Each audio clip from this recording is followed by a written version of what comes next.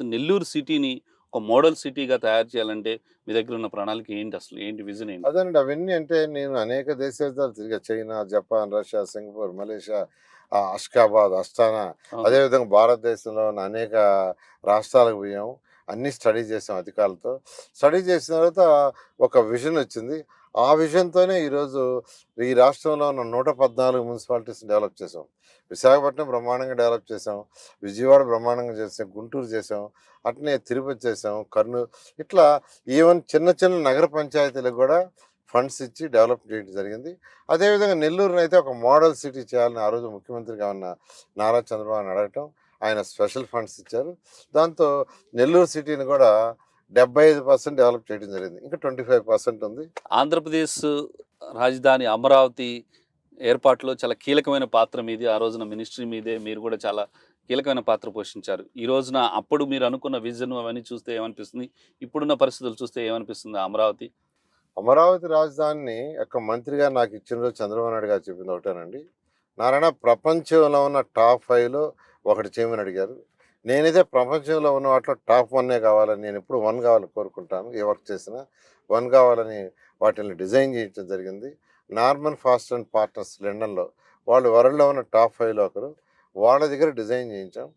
బ్రహ్మాండంగా రూ. 48,00,00,000 టెండర్స్ కూడా ఇవ్వడం జరిగింది. యెస్.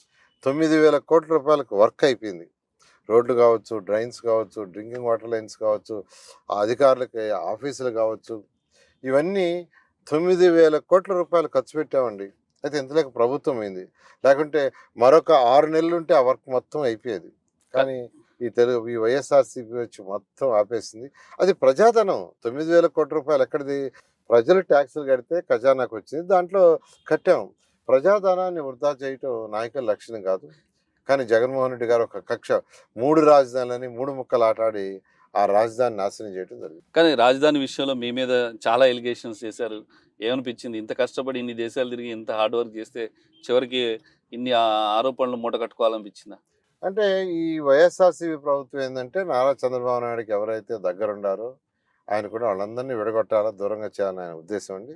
దాంతో వీళ్ళు అరాచకాలు సృష్టించి, ఇబ్బందులు పెట్టి చాలా మందినైతే లొంగ తీసుకున్నారు. నేనైతే యాక్చువల్‌గా ఒకటే చెప్పాను. ఒక పార్టీతో ఉన్నాను మొదటి నుంచి 1993 నుంచి. ఒక పార్టీ, ఒక పద్ధతి ప్రకారం పోయేవాడిని. నేనేదో డబ్బులు సంపాదించుకోవాలనేది అయితే రాలేదు. ఈ యొక్క మంత్రిగా అవ్వాల్సిన అవసరం కూడా లేదు. ప్రజాసేవ కోసం వచ్చాను. అందువల్ల ఒకే పార్టీతో ఉంటాను.